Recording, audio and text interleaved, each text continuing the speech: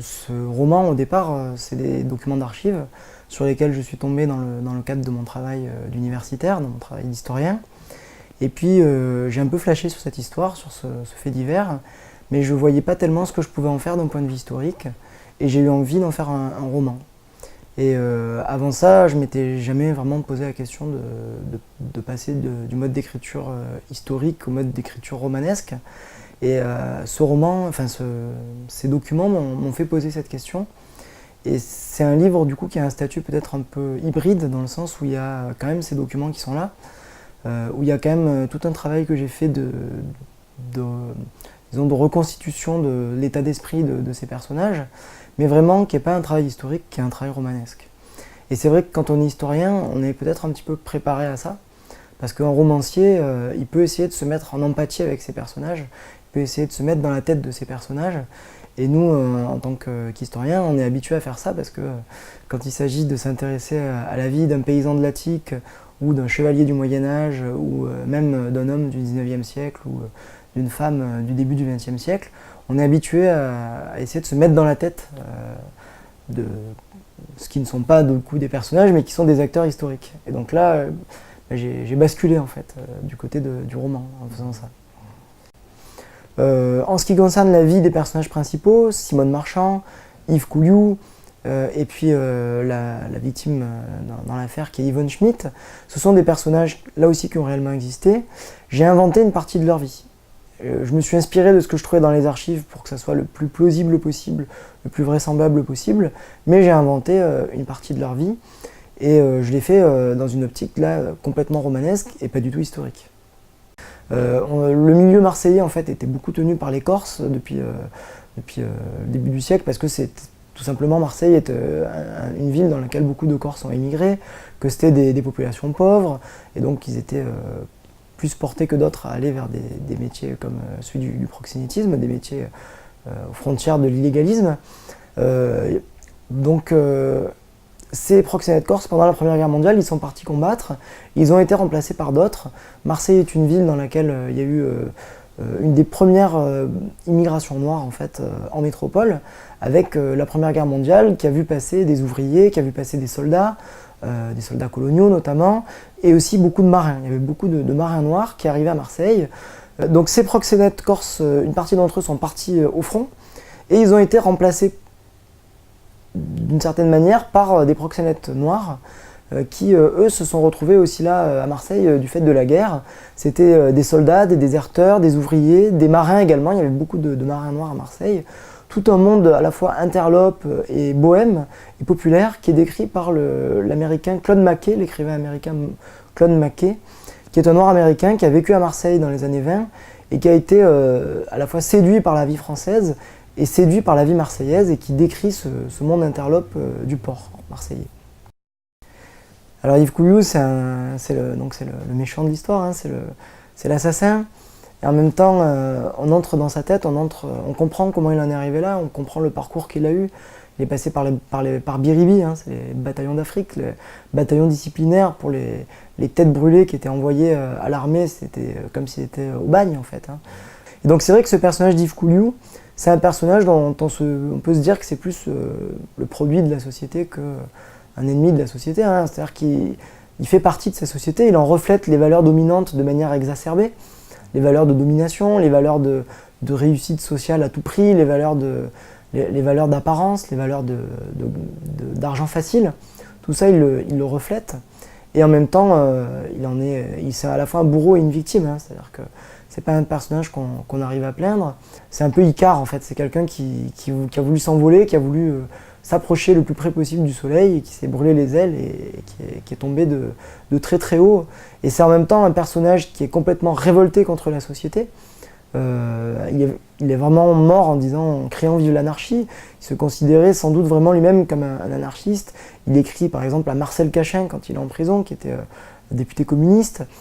Donc il a vraiment un sens profond de classe, et en même temps une volonté profonde aussi de s'en sortir individuellement et de faire son beurre sur le dos des autres, sur le dos des femmes, sur le dos de ceux qui l'escroquent, sur le dos de ceux qui le volent. Et donc c'est une époque où on a des bandits qui peuvent avoir un peu une conscience sociale, mais qui restent quand même au fond des bandits. Et on pense à peut-être quelqu'un comme Ravachol, qui a aussi un petit peu politisé sa révolte, ou des gens comme ceux de la bande à Bono, qui avaient des sympathies anarchistes, mais qui, quand même, dans le fond, restaient des bandits. Alors Yves Couilloux est sans doute encore pire qu'eux, parce qu'il avait ce côté encore plus impitoyable, et ce côté de s'attaquer aux femmes. Mais on a quelque chose là qui reflète aussi un petit peu cette époque. Le bonheur pour Rengen, hein, c'est-à-dire que c'est quelque chose qu'on cherche tout le temps et en même temps qu'on a du mal à trouver. C'est vrai que ce que j'ai voulu décrire, c'est la violence des dominations multiples, la violence d'une société dans laquelle les faibles, au final, sont toujours écrasés. J'ai utilisé la métaphore au début de Thucydide. Hein. Thucydide, c'était un historien antique qui retraçait les guerres du Péloponnèse, donc les guerres entre Sparte et Athènes, et qui retraçait notamment un épisode qui m'a marqué, c'est un passage célèbre de son œuvre, dans lequel les Athéniens, donc, qui étaient la grosse puissance impérialiste de l'époque, s'adressent aux Méliens, qui étaient un petit peuple du Nil qui voulait rester neutre et qui était plutôt du côté de Sparte. Donc ils s'adressent aux Méliens en leur disant il faut vous soumettre, sinon nous allons vous détruire. Et les Méliens argumentent avec le droit, la justice, le droit des peuples, et les Athéniens disent mais tout ça c'est bien beau, mais ce qui compte c'est la force, c'est la loi du plus fort, et donc si vous ne soumettez pas, nous vous détruirons. Et en effet, ils s'emparent de l'île, et ils tuent les hommes, et ils réduisent les femmes et les enfants en esclavage. Donc on voit là l'usage de la force brute. Et dans mon livre, on voit cet usage de la force. On voit cette force brute qui se déploie à travers tous les personnages. La force de la domination des hommes sur les femmes, la force de la domination des riches sur les pauvres, des bourgeois sur les prolétaires, de la police sur les plus humbles. On voit hein, toutes ces multiples formes de domination et on pourrait en retirer une certaine forme de fatalisme. Mais c'est pas l'optique que je voulais utiliser. C'est-à-dire qu'en même temps, il y a du fatalisme et en même temps, tous ces personnages, ils se battent pour essayer de sortir de cette condition. Mais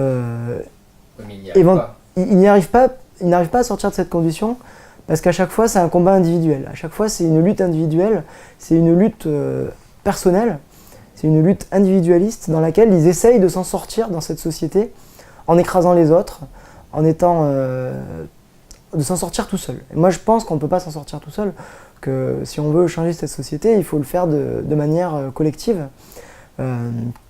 Donc peut-être que ça pourrait être un peu ça. Il n'y a pas de leçon hein, dans le livre, mais disons que ce que je voulais arriver à faire, c'est montrer ces rapports de force brutes, cette violence de cette société, et en même temps, je pense montrer aussi qu'il n'y a pas d'issue individuelle, que les issues individuelles, elles ne sont que provisoires ou elles ne sont que vouées en partie à l'échec.